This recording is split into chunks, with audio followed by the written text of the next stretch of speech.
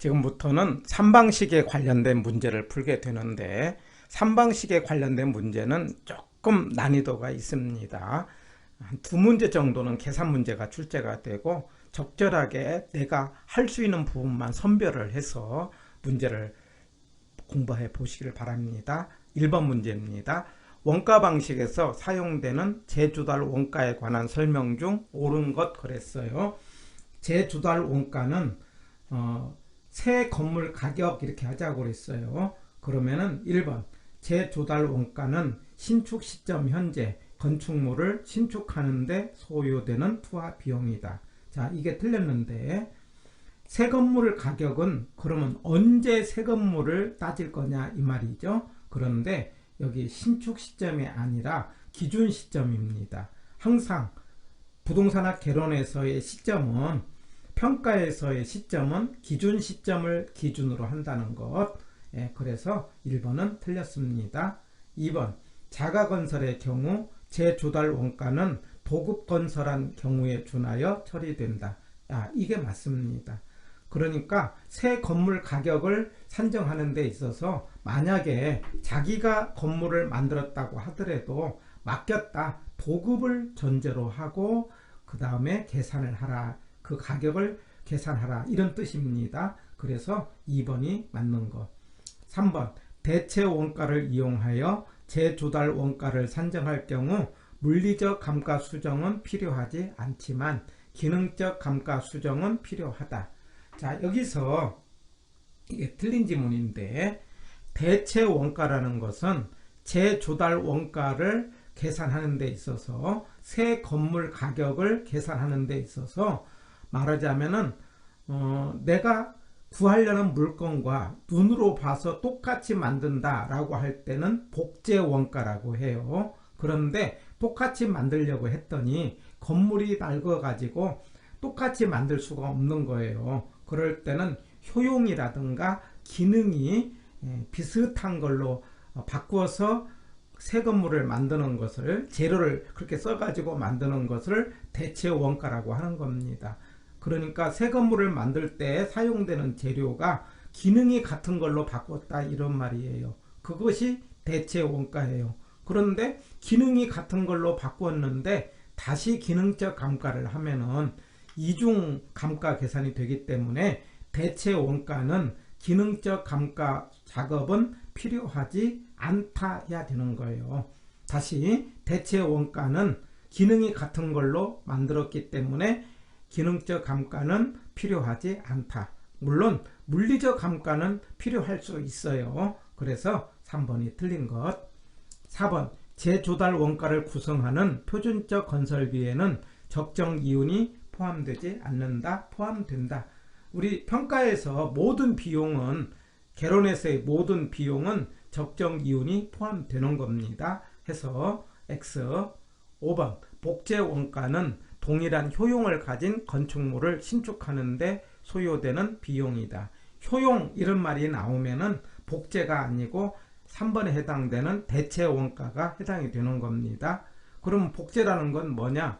눈으로 봐서 똑같이 만든다 이런 개념이에요. 그래서 물리적으로 똑같이 만드는 건 복제고, 그 다음에 기능이라든가 효용이 같은 걸로 만드는 것은 대체라고 해야 되는 거죠. 그래서 5번은 틀린 지문이 되고 1번의 정답은 2번이 되고요. 바로 이 부분을 조금 체크 포인트로 정리를 해보는 겁니다.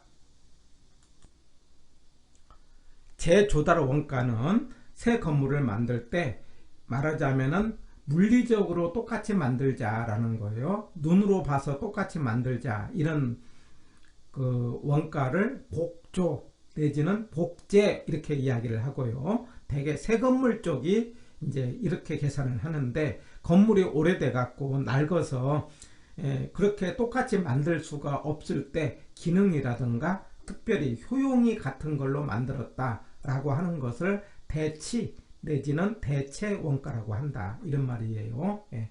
그런데 그러면 제조달 원가를 계산할 때 그럼 어떻게 그 금액을 계산하느냐? 표준적 건설비에다가 부대 비용이다 이 말이죠. 그런데 그 건설비는 도급을 전제로 한다 이 말이고요. 그리고 건설비는 세 개가 있어요. 직접, 간접, 적정 이윤. 뭐가 직접, 간접 이건 구분하지 말고요. 예를 들면 건설하는데 바로 들어가는 게 직접이에요. 그 다음에 간접, 적정 이윤이 건설비고, 그렇게 해서 새 건물을 구했다면은 그러면 이제 건물이 낡아서 감가를 하자라고 하는 거죠. 자, 그런데 우리가 일반적으로 장부상에서 감가를 계산할 때는 감가 상각이라는 말로 표현을 하죠. 그런데 평가에서는 감가 수정이라는 말로 하죠. 그러면 평가에서의 감가 수정은 어떤 의미를 가졌느냐? 첫 번째, 제주달 원가에서 계산한다는 거죠. 그리고 감가를 할 때 말하자면은 값어치를 깎는다 이 말이죠. 왜 깎았습니까? 말하자면 수명이 있기 때문에 그러는 거죠. 그런데 그 수명을 우리는 내용연수라고 이야기를 하고, 근데 그 내용연수는 무조건 평가에서는 경제적 내용연수로 따진다는 거. 물리가 아니고 뭘로 따진다? 경제적 내용연수. 여기서 경제적 내용연수라는 것은 돈을 벌어주는 기간을 따지는 거예요. 해서 경제적 내용연수를 한다는 거 이거 기억하시고요. 그리고 나서 감가를 할 때 가격을 깎을 때 깎은 원인이 있지 않습니까? 그게 세 가지를 고려한다. 그게 경제적, 기능적, 물리적인데, 그러면 경제적 감가라는 게 뭐냐? 주변이 문제가 되는 거예요. 말하자면 시장성이 떨어졌다든가 인근 지역의 쇠퇴라든가 이런 문제는 경제적 감가로 보고요. 기능은 건물의 안에서 문제가 되는 것, 내부죠, 내부. 그게 예를 들면 설계, 설비, 디자인, 특히 건물과 부지의 부적응 문제, 이거 시험에 잘 나와요. 건물과 부지의 부적응 문제는 무슨 감가로 본다? 기능적 감가죠. 우리 기능적 감가는 무슨 원칙에서 어긋나는 거? 균형의 원칙 기억납니까? 경제적 감가는 무슨 원칙에서 어긋나는 거? 적합의 원칙 기억납니까? 자, 이렇게 연관해서 생각을 하시고요. 그 다음에 물리적 감가는 겉모양이 문제가 되는 것인데, 예를 들면 마모됐다든가 손상됐다든가 노후화됐다든가 이런 문제는 물리적 감가다. 이런 걸 이제 고려한다는 거고, 그리고 나서 이제 눈으로 보는 것, 관찰 감가를 인정한다는 것. 이게 이제 감가입니다. 이게 감가인데, 그러면 계산을 할 때 어떻게 하느냐? 5가지 방법으로 기억을 합니다. 어떻게 기억하는 거니? 정률법의 율, 정액법의 액, 상환기금법의 상, 분해법의 분, 관찰감가법의 관. 그래가지고 율, 이건 꼭 외십니다. 액, 상, 분, 관. 그래서 원가 방식의 감가는 5가지가 있는데, 물론 좀 더 있어요. 그런데 시험에 나올 때 이 5가지를 물어봅니다. 율액상 분관이다. 다시요. 원가 방식의 감가는 5개가 있는데 율액상 분관이다. 특히 율액상이라고 하는 이유는 이 3가지가 뭐냐면 감가를 할 때 감가액이 큰 순서예요. 그러니까 감가를 초기의 감가액, 이 초기를 말하는 거예요. 초기의 감가액이 가장 큰 순서가 뭐냐? 이렇게 물어본다면 율액상이다. 정률법, 정액법, 상환기금법. 그리고 정률과 정액은 이제 다음에 체크포인트로 한 번 더 정리를 해보는 겁니다. 해서 이제 관찰감가, 분해법, 이렇게 용어를 기억합니다. 이렇게 해서 계산하는 것이 감가 수정 방법이다 라고 하는 거예요. 특별히 이 원가 방식에서는요, 이 감가 쪽에 초점을 맞추고 공부를 하는 겁니다. 2번입니다. 동일한 기능적 효용을 제공하는 현대적 건물과 건축한 지 오래되어 이제 원가법으로 이제 감정을 평가를 했대요. 설명 중 이제 틀린 것 그랬어요. 1번, 건물이 오래될 때는 이제 재생산 비용을 구하기 어려울 때는 대치 원가로 건물 비용을 추정했다. 그래서 이제 맞는 겁니다. 그래서 오래된 건물은 무슨 원가로? 대치로. 새 건물은 복제로 한다. 이런 말이에요. 그래서 저 복성 원가라고도 하는 거예요. 저걸. 그 다음에 2번 건물 비용은 단위 비교법을 이용하여 평방미터당 비용을 구해서 사용했다. 이거를 이제 단위 비교법이라고 합니다. 우리가 요즘에 시중에서 평당 뭐 500만원 이렇게 계산하잖아요. 그렇게 하는 것을 무슨 비교법이라고 한다? 단위 비교법. 이렇게 하나 알아두세요. 그래서 이 평당은 사용하지 않고 이제 공식적으로는 제곱미터당 얼마 이렇게 구하는 거죠. 3번 건물의 생산 비용에 직접과 간접은 포함시키고 개발 이윤과 감가는 제외했다 있는데 이거 틀린 거죠. 우리가 뭐냐면은 비용에는 적정 이윤이 들어간다 안 들어간다? 들어간다 이렇게 계산하자고 그랬죠. 그래서 제외를 뭐라고 한다? 포함한다 이렇게 해야 됩니다. 3번이 틀린 지문. 그 다음에 4번 감가 추정액은 분해법을 이용하여 추정했다. 감가 방법 5개 율액상 분관 이렇게 하자고 그랬죠. 그래서 분해법도 이제 감가 방법에 들어가는 거예요. 그 다음에 5번 감가상각 추정액을 신규 비용 추정액에서 차감하여 건물 가치를 구했다. 이렇게 할 수 있는 거죠. 해서 2번의 정답은 3번입니다. 3번입니다. 맞는 거 그랬어요. 자, 기억.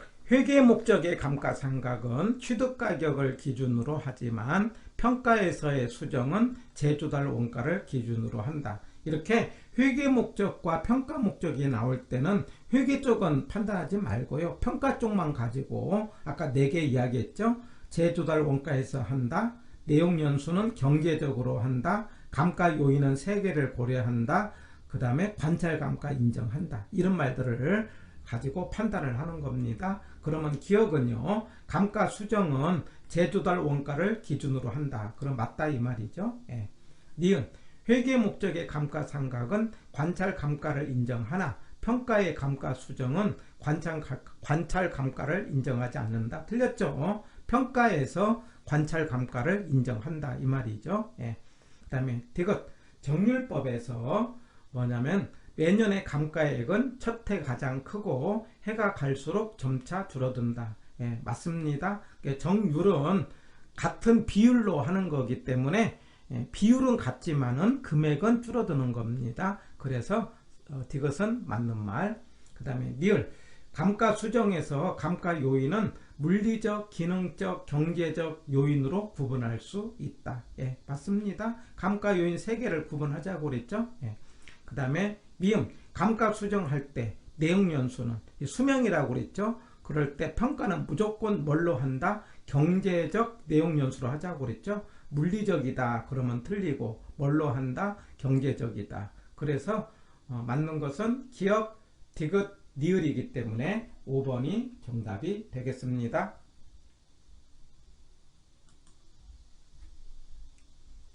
4번 문제입니다. 자, 옳은 것 그랬네요. 1번 감정평가의 감가 수정은 취득 원가에 대한 비용 배분 개념이고 회계 목적의 감가상각은 제조달 원가를 기초로 적정한 가치를 산정한 개념이다. 자, 이거 바꿔놨죠? 항상 감가상각과 감가수정을 비교할 때는 감가수정 입장에서 우리가 감가수정은 어디에서 계산하는 거다? 제조달 원가에서 가치를 찾아내는 개념이어서 1번은 바꿔놨어요. 틀린 지문입니다.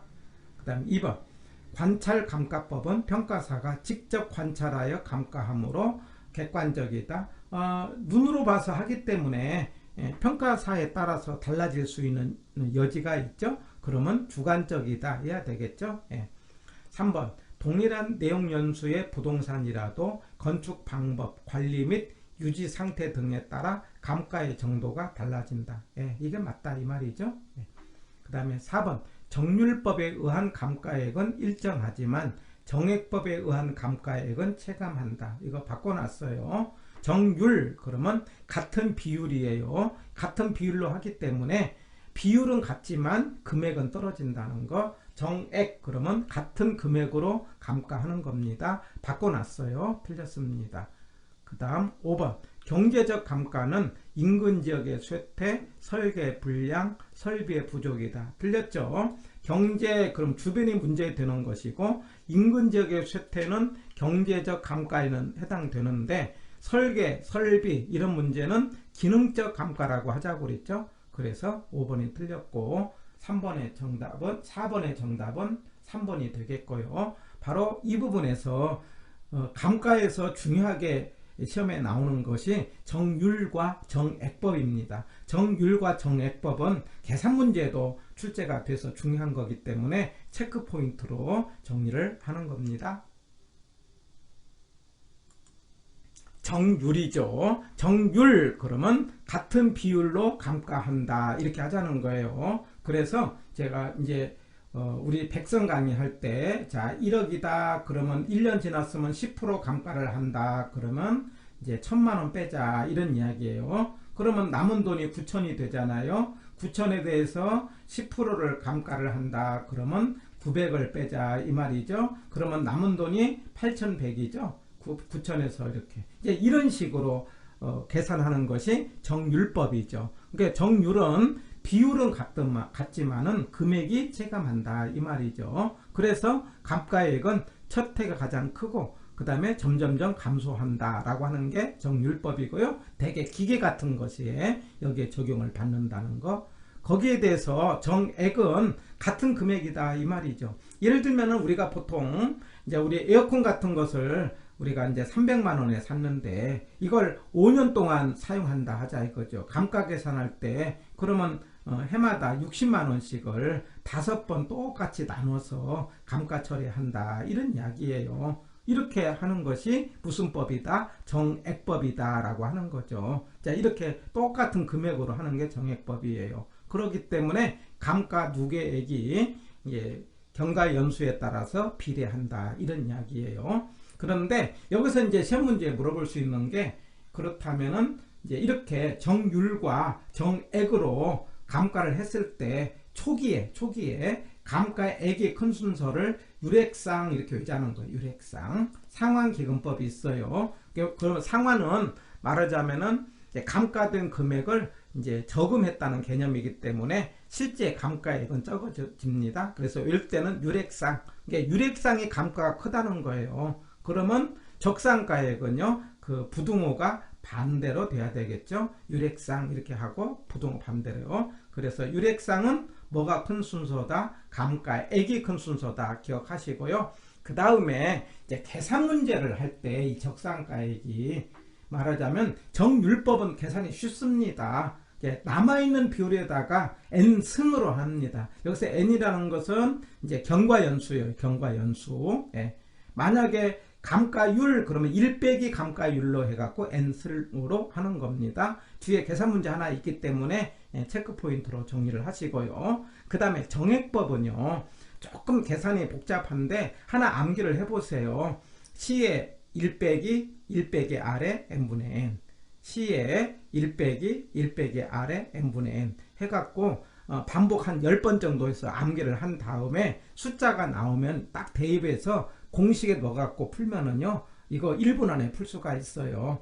여기서 C는 제주달 원가를 말하고요. R은 잔가율, 남은 비율입니다.